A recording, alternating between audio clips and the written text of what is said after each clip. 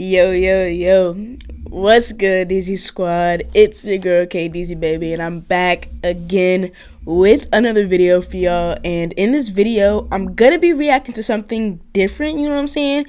I mean, different from what y'all really request. This is something I really wanted to watch, and I just thought maybe I should react to it.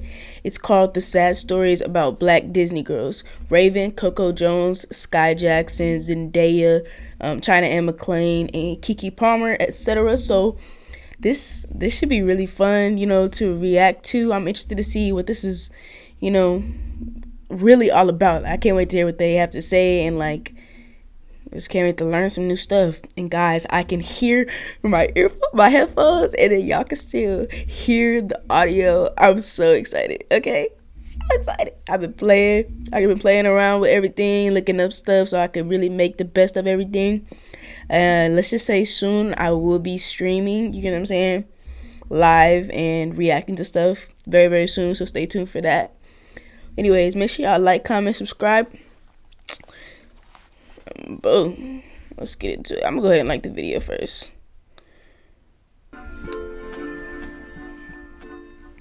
Hello everybody, welcome to the Impressive channel. In this video I want to talk about some of the struggles that Black Disney girls have faced in the industry.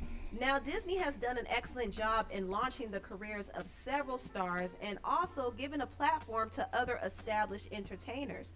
However, a lot of actors and actresses who have been affiliated with Disney haven't always had the picture-perfect experience in Hollywood. Yeah. We could start by talking about Raven-Symoné, for example. Raven-Symoné is an actress, singer, performer, and director. Before Raven partnered with the Disney Channel, she was already an established child actress. She was mostly known for her roles on The Cosby Show and she was so cute, man. Cooper, and also the movie Dr. Dolittle. On top of that, she was a singer. However, when Raven joined the Disney Channel, her celebrity status went to a whole different level. Raven starred in her own highly successful show called That's So Raven, which would later on be the blueprint for other shows on Disney. Additionally, Raven starred in the wildly successful movie series called The Cheetah Girls, and she also released several music projects under Disney. Even though Raven was the face of two of the biggest franchises on the Disney network, she still had her own struggles. One of those struggles has always been her image, especially when it came to her weight. Even before Disney, Raven revealed on The View that when she was 7 years old on the set of The Cosby Show, she was told that she was getting fat and she couldn't eat on the set. Years later when Raven... Bro, what? She's getting... You don't tell a kid that, man. You don't tell anybody that. But, it's the fact that you had the audacity to tell this little kid that they're getting fat and not to eat. Like, what? It's a different type of bullying, bro, for real. But, yo, I freaking love Raven, you know what I'm saying? As an actress, a singer, you know what I'm saying? I loved That's So Raven. I loved Cheetah Girls. Yeah. And I love her voice, actually. I think she has a really nice voice. And, yeah, I love her for real. Came to the Disney network, she recalled being depressed over the pressure of looking a certain size. She said, even up until I got to 180 pounds on That's So Raven, you put nasty stuff in front of me, or you put images of these women that I'll never aspire to, of course, I'm going to get depressed. Raven also was told that she was too big to put on a concert for Disney. I wish I was living now. What? As a younger person, I probably wouldn't have so many mental issues. Throughout your life, your career, the things that were said to you, do you remember anything in particular that sort of haunts you, that someone said to you at an early age about the way you look that still affects you today? I was too big to be doing an 1.5-hour concert. I don't know how she can dance being that big. Wow. And I was like, and I still did it. I went on tour. She not even, what? She not even...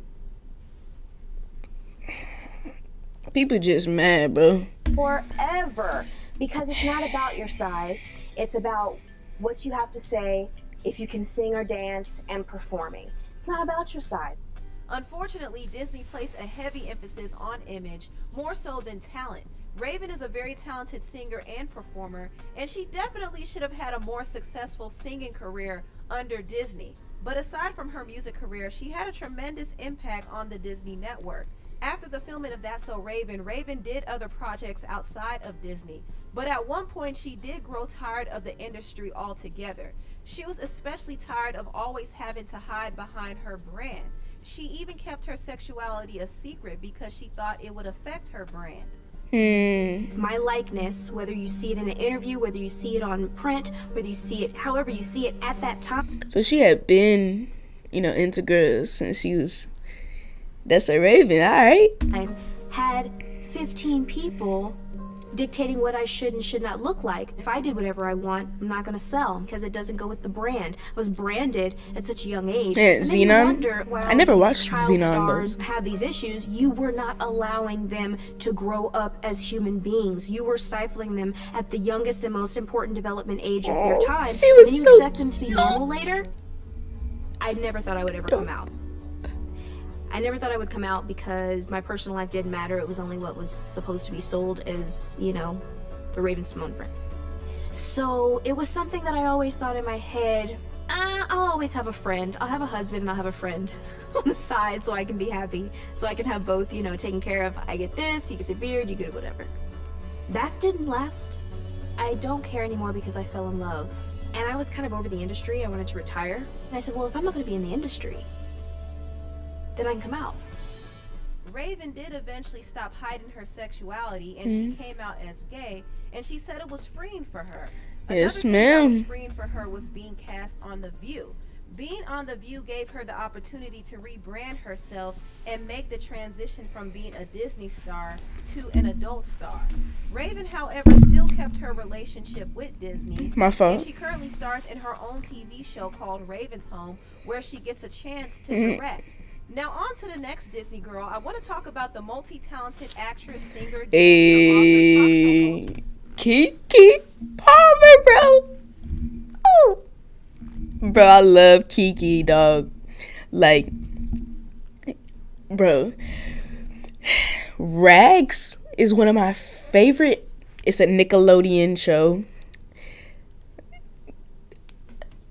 Yeah, it's one of my favorite Nickelodeon movies. It's a movie. I said show. I still messed up. Yes, you guys get what I'm saying. But yeah, I really, really loved Rags, and Keke was also in what was that other show on what was that show? Jackson MVP Jackson something. Yeah, y'all know what it is though. I watched that a little bit. And Joyful Noise, the movie, it's not on Disney. That's an actual. I just love her as an actress. She's a great singer as well.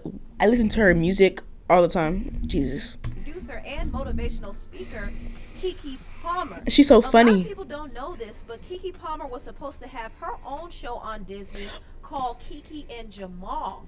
Keke made a post on Instagram and revealed that Ralph Farquhar, who is one of the creators. Whoa, hold on. Also, she was in the Spelling Bee, right? Yeah. Keke and the Spelling Bee. Something in the Spelling Bee. Fun fact, a year before joining the Hannah Montana cast, Keke and I shot put together called Keke and Jamal. Our chemistry was so good. At this time, I'd already shot another Disney music, but I didn't make a series. The Proud Family, Moesha, and the Parkers actually put together a pilot for Keke and an actor named Andre Jamal Kenny. However, the show was never picked up. It wasn't exactly revealed why the show wasn't picked up. However, it could be assumed that maybe the show was scrapped for Hannah Montana. Both shows were pitched around the same time, and it's crazy because that was Vanessa Hudgens. Creators. However, Hannah Montana had an edge because the same creator of That's So Raven, named Michael Porriez, was also behind the show. So if there was a decision to choose between the shows, Hannah Montana would have been an obvious pick. Looking at the direction of how the Disney Channel was moving at the time, the network was noticeably becoming less diverse. After the golden era of Raven's reign, there was a new era where stars like Miley Cyrus, Selena Gomez, Zac Efron, Vanessa Hudgens, and other stars were pushed. To simply put it, Keke and Jamal's show probably didn't fit where the network was going. It may have been too urban. However, the setback didn't stop Keke Palmer because after the failed pilot, she got her big break in Tyler Perry's Medea's Family Reunion. She was in Medea. Yeah, she was in Medea. Oh, Aquila. Why did I say Kiki and the Bee in the Bee? I said Kiki and the Bee. Bro, yeah. That Aquila and the Bee. Yes. And then I forgot she was in that Medea movie. I freaking love Medea. I forgot, man. Legendary actors Lawrence Fishburne and Angela Bassett. Keke was able to eventually have her own show on Nickelodeon called True Jackson VP. So she wasn't hurting over her show not being picked up by Disney. However, she was invited back to the Disney. Jump in. This girl been in too much stuff, man. I can't even keep up. Yes, Jump In. Definitely one of my all-time favorite Disney movies. How could I forget?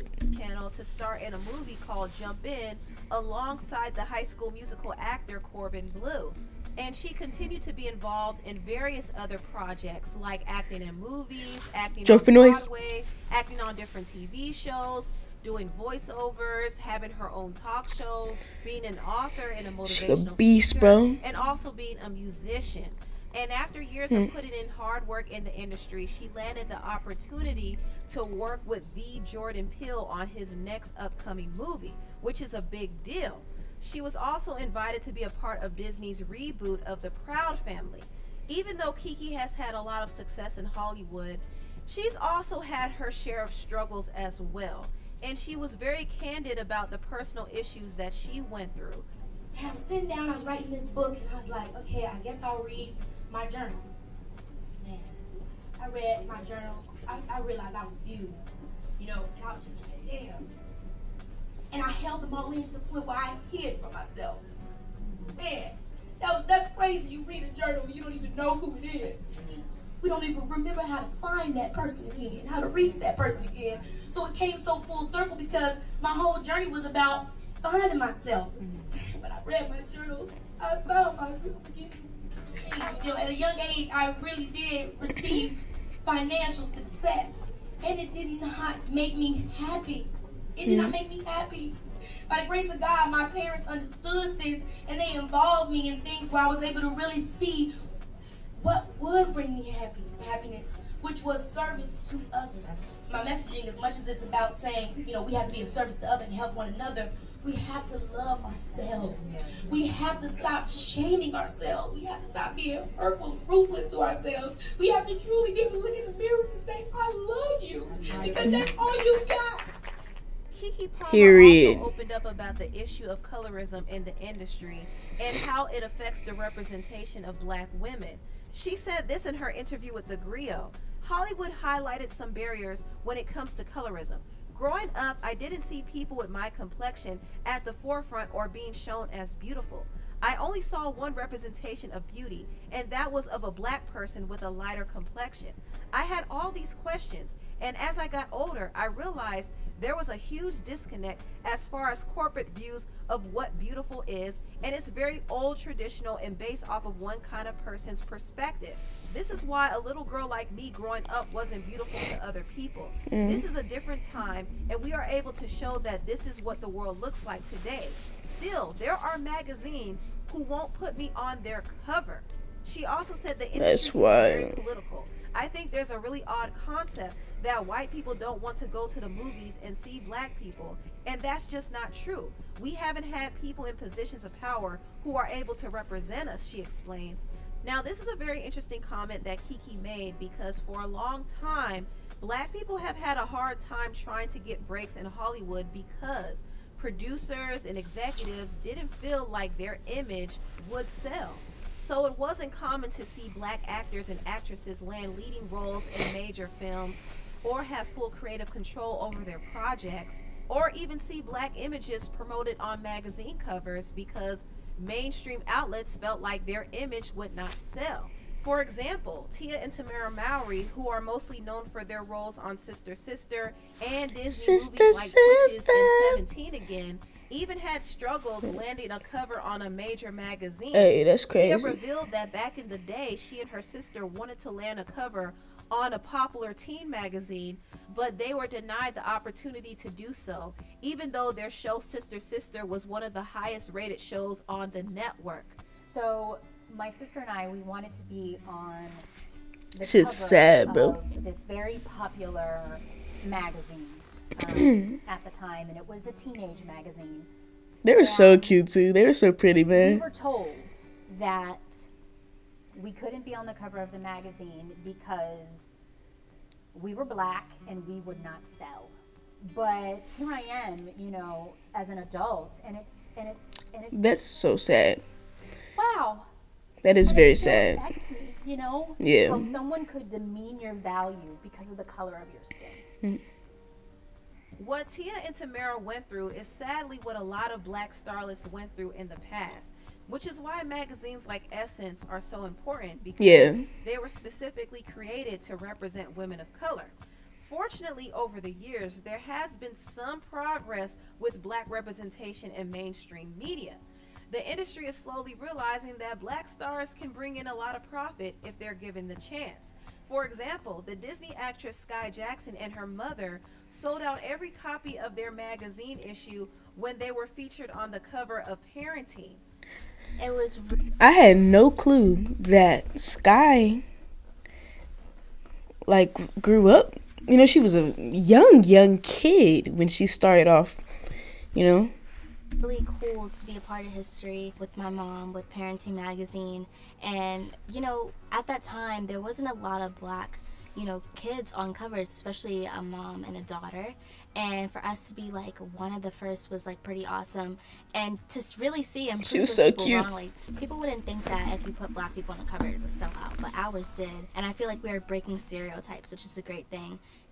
Black people's selling power in the industry goes beyond just being the face of a magazine cover or a brand, but the selling power also lies in black films and TV series. For example, the show The Proud Family, which stars the actress Kyla Pratt, was made by black creators Bruce Smith I like and Kyla Rob Pratt, too. Farquhar.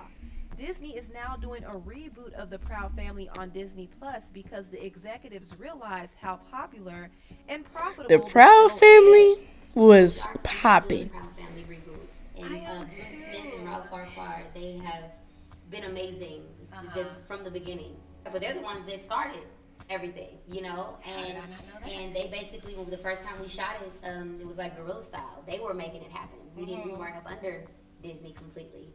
I really like Kyla Pratt and Now it's like Disney Fat said, Albert. "Look, the people talking about this. We said we've been telling y'all. See what happens when you let black people make things. You know? Like, we know what black folks won't. Just listen to us sometimes. Give us some creative Yeah. control. Creative control for black people in the entertainment industry is very important, and so is proper imaging, especially for black women and black girls. Everyone in Hollywood wants to have a polished image, but black women sometimes get the short end of the stick when working in an industry that upholds Eurocentric beauty standards. This is something that the Disney stars Sky Jackson and Monique Coleman had to deal with.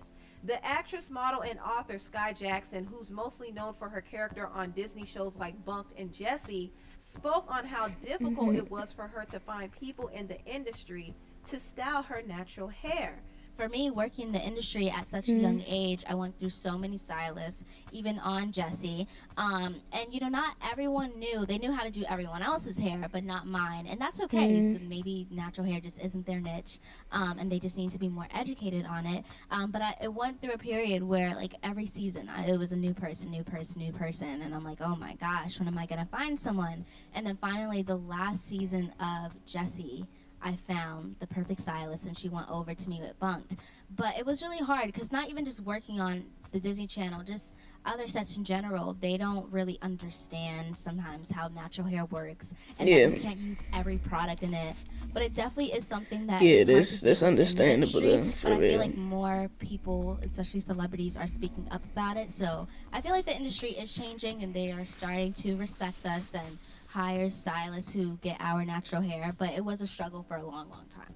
Another Disney actress named Monique Coleman, who's known for her role as Taylor in High School Musical, said that the crew did not know how to style her hair either. She told The Insider, "We've grown a lot in this industry, and we've grown a lot in representation, and we've grown a lot in terms of understanding the needs of an African-American actress. Period. But the truth is that they had done my hair, and they had done it very poorly in the front."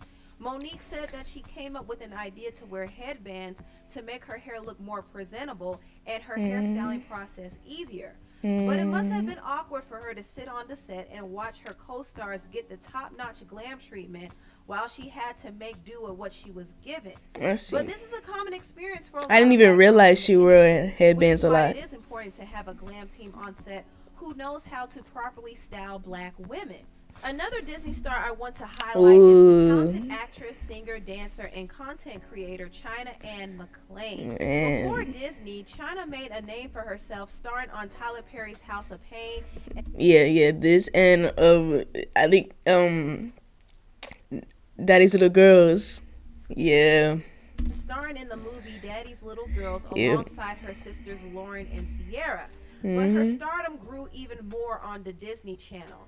She starred in the Disney series Ant Farm and in the I liked Ant Farm. Descendants 1, 2, and 3.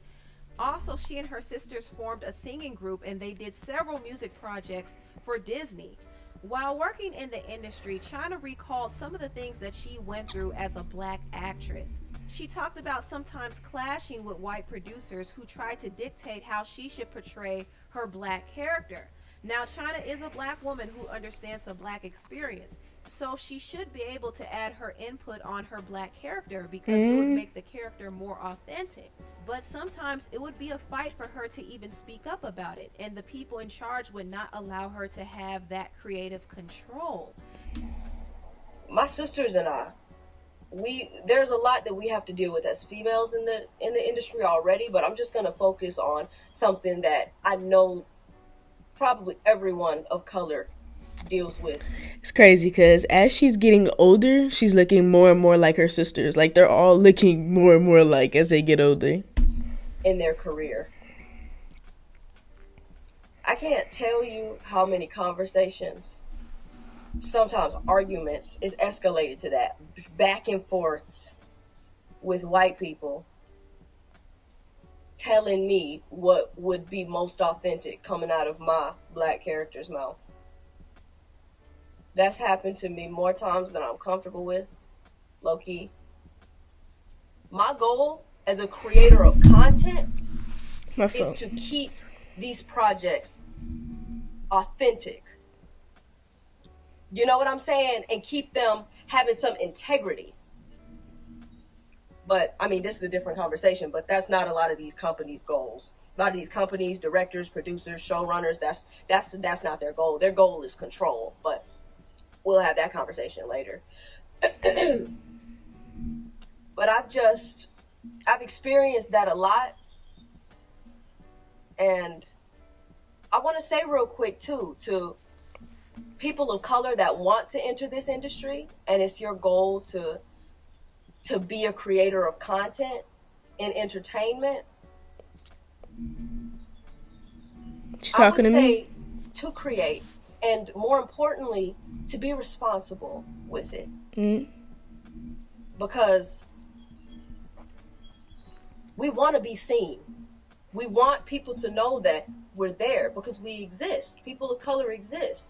Yeah. But we also want to be seen in a way that makes us look good, in a way that makes us look strong, because that's who we are. We all come from different walks of life, and I want to see different walks of life on screen. I want to see that. I want to see it all because it exists. And there is too much money being put into the entertainment industry to just show one facet of life.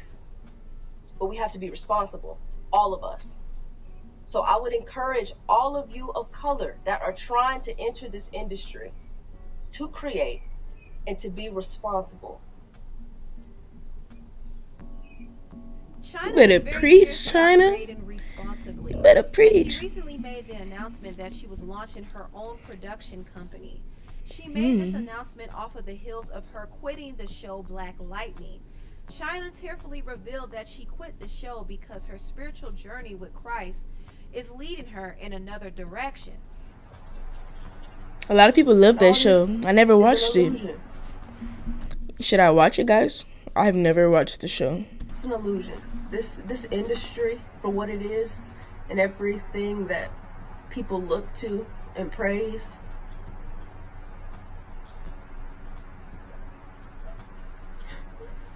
it's not important. But I am doing God's work now. Period. And that is all I'm doing. The reason why I started my production company is not to start making moves.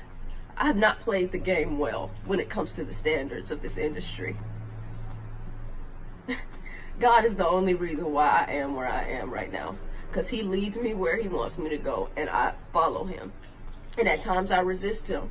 And those are the times that I regret. Not now. Not right now. I'm creating things now for y'all. That's not to get a check. It's to teach y'all something, or to show you new avenues that entertainment doesn't show y'all right now. It doesn't.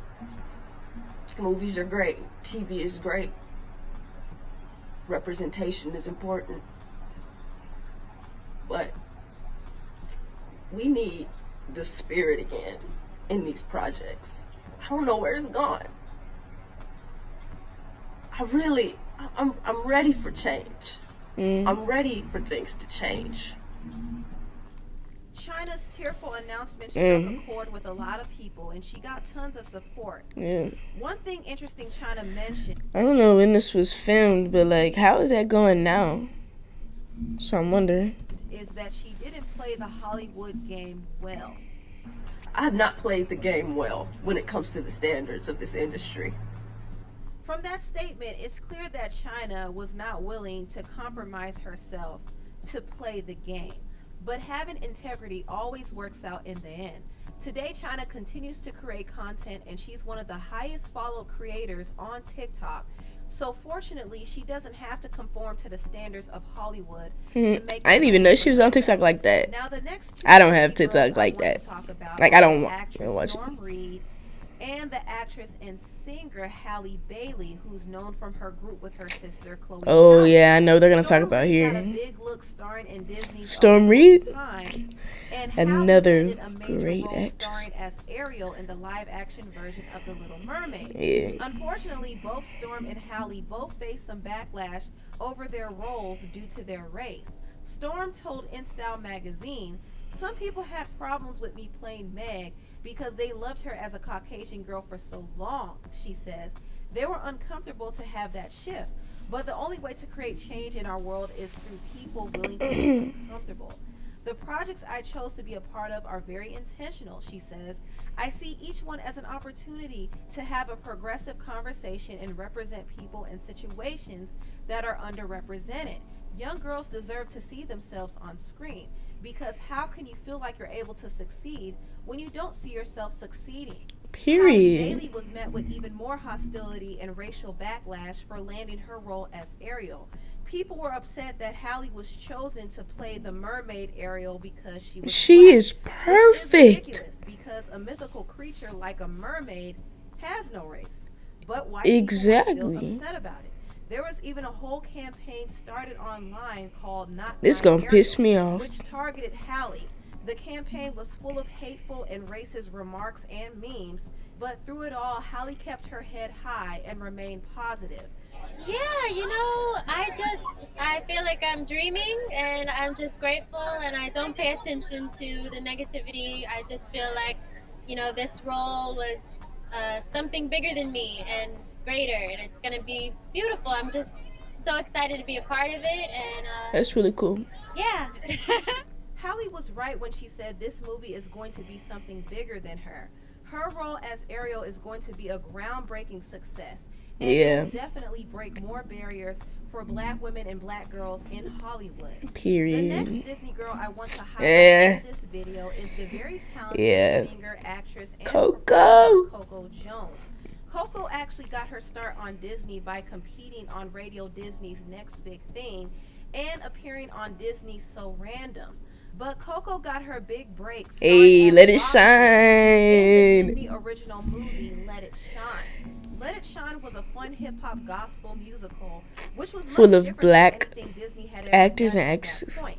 It was also one of the first Disney original movies to have a predominantly black cast. Yes. The movie garnered 5.7 million viewers during its premiere, and it was the #1 rated movie on the Disney Channel in 2012. Hey. Coco Jones became an instant Disney star. However, her stardom fizzled out pretty quickly. Coco's experience with Disney is probably one of the most disappointing out of all of her peers because Disney failed her in a lot of ways. Coco They did her actually told wrong. why her Disney career ended in a viral video that she uploaded on YouTube. She revealed that there was supposed to be a sequel to the Let It Shine movie. Really? The script was already written and ready to go. However, the network chose not to pick the movie up, so those plans fell through. Coco Why? Let It Shine. Disney That would have been promised dope. her own TV show. And that was every black Disney girl's dream, to have their own show like Raven-Symoné. Unfortunately, Coco never got the chance to have her own show. So once again, Disney failed to deliver on their promise. The executives continued to give Coco false hope. They led her to believe that she was the next star that they were going to push. And Coco believed them. The next thing she did was sign a record deal with Disney's label Hollywood Records. This was a common arrangement for a lot of Disney stars. If Disney liked a star enough, they would give them a starring role in a movie or their own TV show, and if they could sing, they would give them their own record deal. Coco thought signing a record deal would give her a chance to shine as a singer. Yeah, 'cause she could sing. She had a difficult time when she signed her deal because the label would not give her any creative control. So I get this deal, and I start making all this music with great producers, people that I found for myself, and then the people that they gave me. The people that they gave me wanted me to sound sellable. All right, sellable. Yeah, y'all do the math. Sellable. Pop. And like, I literally would write these songs so dope, and they'd be like, "Oh, no, thank you though. Sing this one though." It was like this. Everything I wanted to sing, everything I wanted to do. No, it's so great though. No. It's obvious that Disney wanted to whitewash. I believe that's how they did it too. Because they thought that she couldn't sell singing urban music, or let's just say it, black music. Coco, however, proved them wrong when she released her song "Holla at the DJ." I sing "Holla at the DJ" comes out. Thank God. That was a fight. To have "Holla at the DJ" come out, and y'all messed with it. Thank God. So they were like, I need to listen "Holla to at the this DJ" comes out. The EP comes Probably out. heard and I it. toured that for a while, and then we're working on the next round of stuff. Like, there was supposed to be an album. Like, y'all, they dropped me. They're like, "Yeah, we don't know what to do with you. So, don't have a sequel, don't have a show, don't have a record label, don't have any connects. And the best thing I can do is like capitalize on my Let It Shine heat. Like, how do we keep this going? And I think, like, looking back, I probably would have got on all of this YouTube type stuff. I would have done that, and I would have created my own fan base that they couldn't take away from me. But at the time, I just thought, okay, it's supposed to keep happening like this. That's how it happened for all the other girls who were right beside me. Y'all, some of these girls y'all stan, we was all in the same rooms, right, all trying out for the same thing. Right. Was that Invisalign? Invisalign? I think was the most like traumatic thing about it for me is that I was like, all right, if I can just let them see like my talent, then they'll believe in me. But they would really hear me sing, hear me act, see me dance. I'm going hard in the paint. I want it. And then because of somebody else looks a little bit more marketable, doesn't matter, baby girl. So that's traumatizing as a little kid. You don't know how to cope. It's very clear that colorism played a huge part in why Coco's Yeah. Disney career was stalled. The truth of the matter is, she didn't fit the image that Disney wanted. They didn't think she could be successful as a dark brown-skinned girl. Coco did not look like the stars Disney promoted, and she didn't even look like some of the black and mixed girls Disney promoted. So Disney was very particular about the look they wanted their stars to have. And Coco Jones, unfortunately, The look did not and the get that sound. look. And this is an issue that obviously goes beyond Disney. In the entertainment industry, darker-skinned black girls struggle to get booked for certain roles because they don't fit the look that's considered marketable. So oftentimes those roles that are meant for brown-skinned It's black different. girls It's a end little up different going to now, for sure. lighter-skinned girls or mixed-race girls because they have a more quote-unquote marketable look. You know, there's been so many movie opportunities now, movies that I'm seeing coming out that were originally books or just whatever, and they are originally made for dark-skinned girls, but a light-skinned girl will end up getting the role. I just think that's so unfair because it's like there's so many of us that, you know, we could use and not just the same old, recycling them, right? I just feel like they're just being really safe with their choices, which there's no hate towards the girls. I mean, it's a movie role, so of course you're going to take it. But I just feel like these filmmakers and creators should really look deeper into the box and notice that there's not just the 2-3 same girls who are lighter skinned and have curly, you know, mixed girls. You know, there's plenty of us out there. Period. Scott Different Jackson actually made a good different point skin in pointing out tones. some of the creators in charge of casting. A lot of them are responsible for not giving darker skinned black girls a fair opportunity to land a role on their own merit. They lose a chance to book a role if they don't look the part, and that's not fair because people should be judged on their talent skill, not their looks. Coco is Unfortunately, so that's just how the industry is. talented. They're looking at who can be more marketable to different audiences, and sadly, darker skinned black girls get the short end of the stick. And since we're on the topic of colorism, I do want to bring it back to the colorism that's been practiced behind the scenes at Disney. There was a video that I found very interesting. Raven-Symoné made a very telling revelation during her segment in the Light Girls documentary.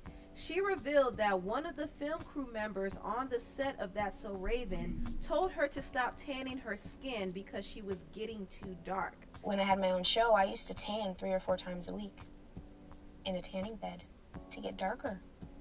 I did. And it's funny, one of the lighting guys came up. I love him to death. I love him. Oh my goodness. He goes, Raven, I need you to stop tanning. You're getting too dark, and we have to relight the whole entire show. It's like, sorry, you know, I was just trying to be pretty. Now, I found this to be very telling because it's crazy that the lighting crew considered taking drastic measures like relighting the whole set so Raven wouldn't look too dark. Whether Raven realized it or not, she indirectly confirmed the colorism that happens behind the scenes. If they had a problem with Raven getting too dark, it's no wonder that a dark-skinned girl like Coco went through all the things that she went through. After Coco's time at Disney, she did actively audition for other roles in Hollywood, and she had some opportunities to star in different projects, but she turned down some of those roles after realizing what it entailed. The colorism out here is crazy. Point blank and period. Y'all already know it. Look at your favorite shows. Do you see dark skinned women? No. The colorism's crazy. So I would cry because I would get these opportunities. I would have to pass it up, y'all. There's certain things I personally am not going to do. The things they be wanting you to do, the things they be wanting you to sign, come on, bro. Yeah, you gotta look at those no. contracts. I'm not trying to sell my soul for this. I'm not getting naked for y'all. I'm sorry. I'm not saying anything too crazy for y'all. Not for a check, not for me. Coco wasn't willing to play the Hollywood game to get ahead. Even though she turned down roles, she still managed to get some opportunities. She appeared in the series 5 Points. She acted in movies like Flock of Four, Grandma's House, and Vampires vs. the Bronx. Coco also established herself on YouTube, and her voice YouTube on TikTok. Currently, Coco continues to do music. She dropped several music projects and she sings music covers on her YouTube channel. So despite all of her setbacks, I honestly watch you. I watch her like whenever she posts. She's so funny with her story times. Now on to the last Disney girl. I want to talk about Zendaya. the dancer, model, and singer Zendaya.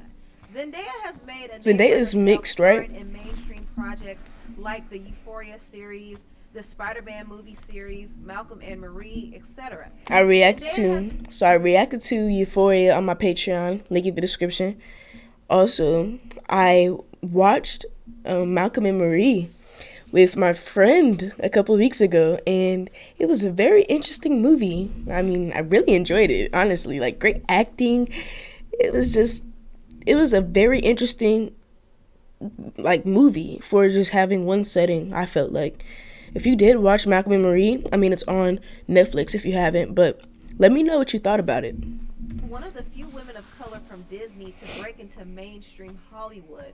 But contrary to what people may believe, her ride wasn't exactly easy either. Before Zendaya became the Emmy Award-winning actress we know today, she was known as Rocky Blue from Disney's hit show Shake It Up. Shake It Up. Zendaya starred alongside her co-star Bella Thorne, who played the character Keke Jones. Zendaya and Bella were oftentimes pitted against each other, and they felt like they had to compete behind the scenes. Believe it or not, at the time, Bella actually had more popularity amongst the viewers and more favorability on the network because she was white. To get the same attention, Zendaya had to work very hard, and she did work very hard to establish herself as a solo entertainer. Outside of the show, so good. Zendaya competed on Dancing with the Stars, Yes, which ma'am. introduced her to a whole new audience. She also signed a solo deal with Hollywood Records and released a self-titled album with her platinum-selling single, Replay. She is so fly. After Shake It Up ended, Zendaya starred in her own Disney movie, Zapped, and she made a cameo in Taylor Swift's smash hit video, Bad Blood. Zendaya additionally continued to build her brand in the fashion industry by modeling and posing on different magazine covers. Disney took note of Zendaya's selling power and offered her her own show called Keke Undercover. Zendaya took Disney's I loved opportunity, Keke Undercover. but she wanted to do things on her own terms. She told Cosmopolitan, "The only way I was going to come back to the Disney Channel was if I was in a position of more power," she Period. says. "One thing that is really important to me is diversity on the channel. It's hard as a young person of a different ethnicity or background to look at the TV and not see anyone who looks like you. Representation is very important." Zendaya made sure to have a black family represented on Keke Undercover. She also used her voice to bring awareness about race-related issues, and she spoke honestly about colorism in the industry. Zendaya understood the privilege she had being a mixed-race woman, and she told Cosmopolitan this: "I feel a responsibility to be a voice for the beautiful shades my people come in. Unfortunately, I have a bit of a privilege compared to my darker sisters and brothers. Like, people question, would you listen to Zendaya if she wasn't the same skin color? And that's an honest question. Can I honestly say that I've had to face the same racism and struggles as a woman with darker skin? No, I cannot. I have not walked in her shoes, and that is unfair of me to say. But I'm completely behind that woman. I want to be a part of the movement and growth. And if I get put in a position because of the color of my skin where people will listen to me, then I should use that privilege the right way." Despite having privilege as a mixed race woman, Zendaya still wasn't exempt from dealing with some microaggressions and racism in Hollywood. When she wore her Afrocentric locks to the Oscars, she was insulted by the Fashion Police host Juliana Rancic, who ignorantly said, "I feel like she smells like patchouli oil or weed." Zendaya also received some racial backlash for being cast as Mary Jane Watson in the Spider-Man franchise.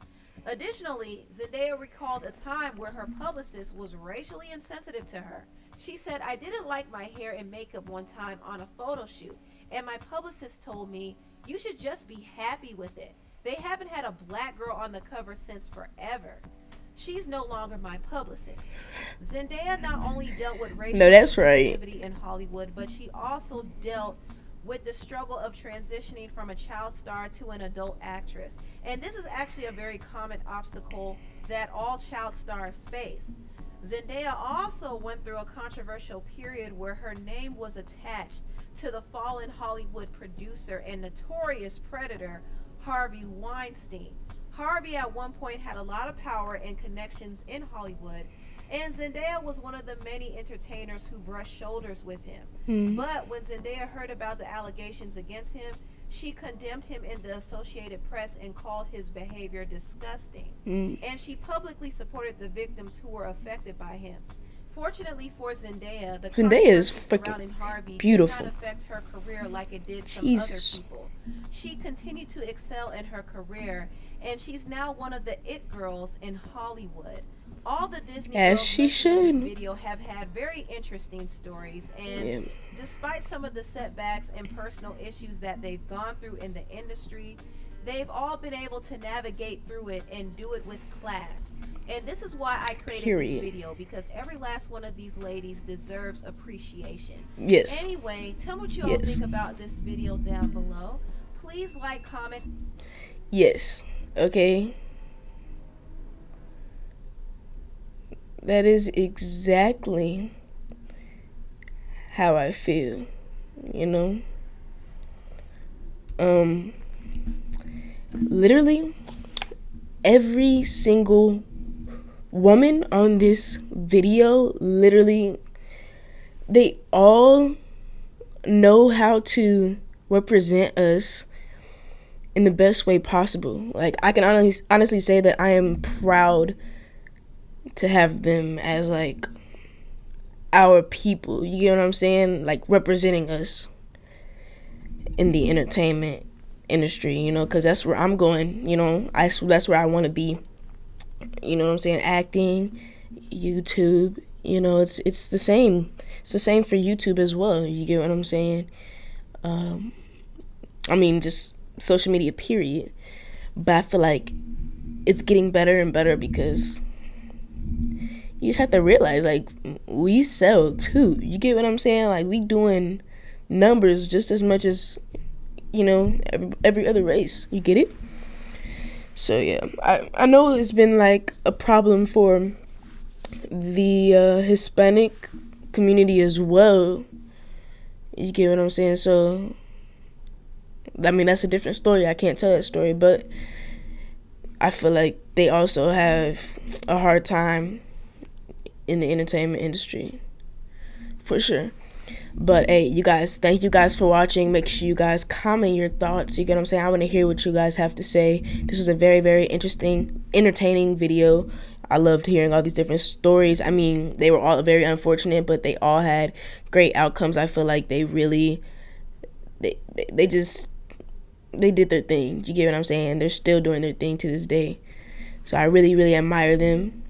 They're very inspirational, you know. And yeah, I loved it. You know, thank you guys for watching. Make sure you guys give this video a like, subscribe, and hit that bell so you know when I post. And if you do subscribe, if you do hit the bell, you'll see me in the next video. Stay lit, yo. Yeah.